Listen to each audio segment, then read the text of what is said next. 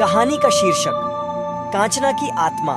छोटे से गांव सोनापुर में एक पुरानी हवेली थी जिसे लोग कांचना की हवेली के नाम से जानते थे। इस हवेली में एक अजीब सी खौफनाक बात जुड़ी थी। गांव वालों का कहना था कि इस हवेली में कांचना की आत्मा का साया है जो हर अमावस्या की रात को भटकती है।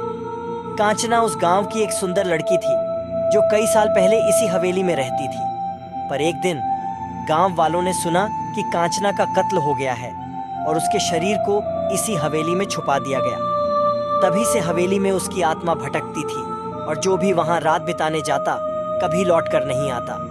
एक दिन शहर से आए कुछ युवक रवि, मोहन और विकास ने हवेली के बारे में सुना।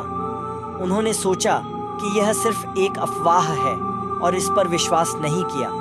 उन्हें रोमांच का शौक था, सो उन्होंने तय किया कि वे हवेली में रात बिताएंगे। गांव वालों ने उन्हें समझाने की बहुत कोशिश की पर वे नहीं माने। अमावस्या की रात थी और तीनों हवेली के अंदर गए। चारों ओर सन्नाटा पसरा था।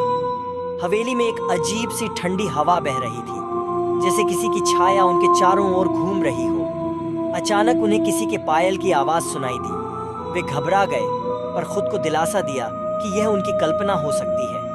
जैसे ही उन्होंने हवेली के अंदर कदम बढ़ाया, कांचना की परछाई धीरे धीरे उनकी ओर आने लगी। उसकी आंखें खून जैसी लाल थीं और उसके होठों पर एक खौफनाक मुस्कान थी। एक एक करके उसने उन पर हमला किया। पहले मोहन चीखा, फिर रवि और अंत में विकास ने भी भय के मारे चीखते चीखते दम तोड़ दिया। सुबह होने पर गांव वालों ने देखा कि तीनों के शरीर हवेली के बाहर पड़े थे।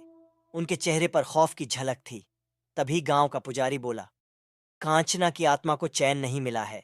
जो उसकी हवेली में जाएगा उसकी मौत निश्चित है। उस दिन के बाद कोई भी उस हवेली के पास नहीं गया। सोनापुर में कांचना की कहानी आज भी एक खौफनाक राज बनकर रह गई है।